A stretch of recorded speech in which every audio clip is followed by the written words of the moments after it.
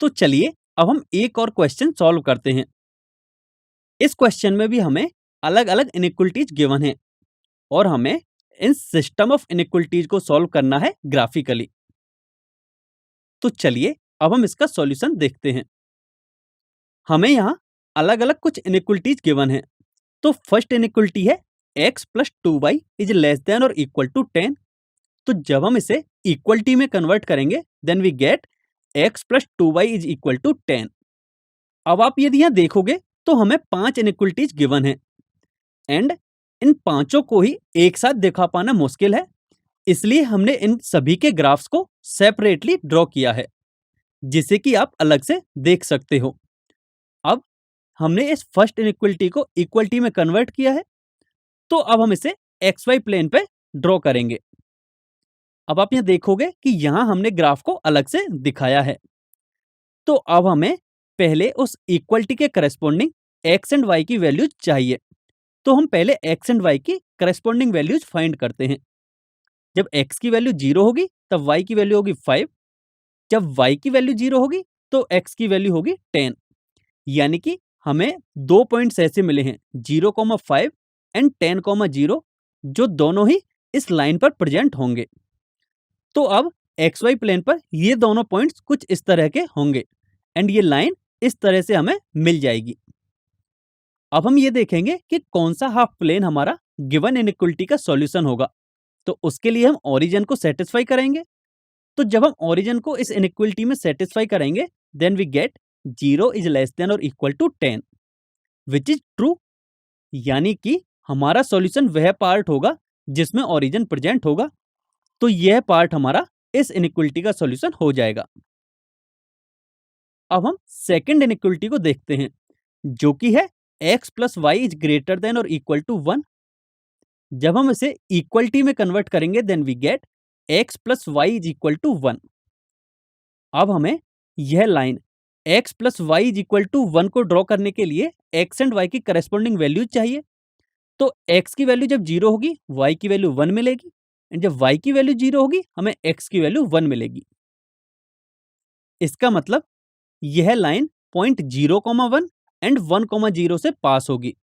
तो पॉइंट 0,1 हमें यहाँ मिलेगा एंड 1,0 यहाँ, और ये लाइन कुछ इस तरह की हो जाएगी। अब इसका सॉल्यूशन कौन सा हाफ प्लेन होगा, इसके लिए हम ओरिजिन को इस इनइक्वलिटी में सेटिस्फाई कराएंगे। तो जब हम इसको सेटिस्फाई कराएंगे then we get 0 is greater than equal to 1 which is false. इसका मतलब इस इनइक्वलिटी के लिए सॉल्यूशन वह पार्ट होगा जिसमें ओरिजिन प्रेजेंट ना हो। और हम यहाँ देख सकते हैं कि लाइन के अपर हाफ प्लेन में ओरिजिन प्रेजेंट नहीं है, इसलिए यह पार्ट इसका सॉल्यूशन हो जाएगा।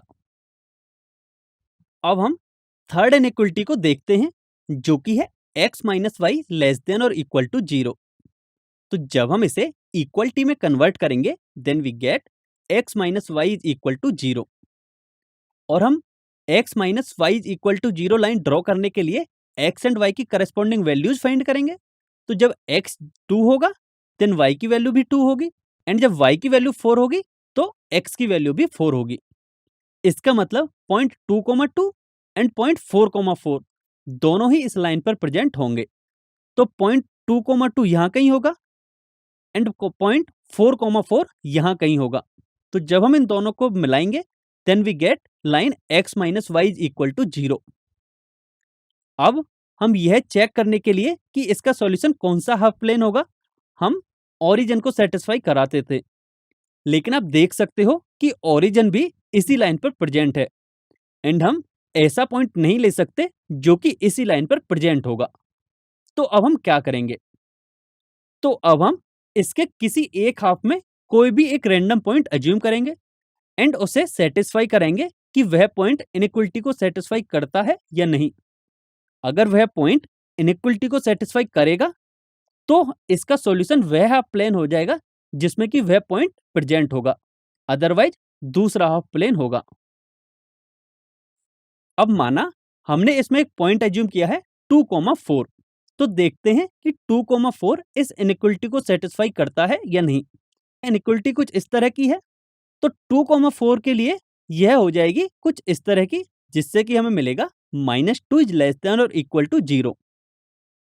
हम यह देख सकते हैं कि यह इनइक्वलिटी ट्रू है। इसका मतलब इस इनइक्वलिटी का सॉल्यूशन वह पार्ट होगा जिसमें पॉइंट 2,4 प्रेजेंट होगा, यानी कि यह पार्ट इस इनइक्वलिटी का सॉल्यूशन हो जाएगा। तो अब हम यदि आगे की इनइक्वलिटीज को देखें तो वो है x इज ग्रेटर देन और equal to 0 and y is greater than और इक्वल टू 0, यानी कि x एंड y दोनों ही पॉजिटिव होने चाहिए। तो हमारे इस सिस्टम ऑफ इनइक्वलिटीज का जो सॉल्यूशन होगा वह फर्स्ट क्वाड्रेंट में होगा, क्योंकि फर्स्ट क्वाड्रेंट में ही x एंड y दोनों ही पॉजिटिव होते हैं। तो अब हमें जो स्टार्टिंग की 3 इनइक्वलिटीज का सॉल्यूशन मिला है, उनका फर्स्ट क्वाड्रेंट में जो भी कॉमन पार्ट होगा वही हमारा फाइनल सॉल्यूशन हो जाएगा। तो अब यदि हम इसमें देखें तो फर्स्ट क्वाड्रेंट में इन तीनों इनइक्वलिटीज का कॉमन पार्ट ये येलो एरिया होगा, इसलिए इसका सॉल्यूशन ये येलो एरिया हो जाएगा।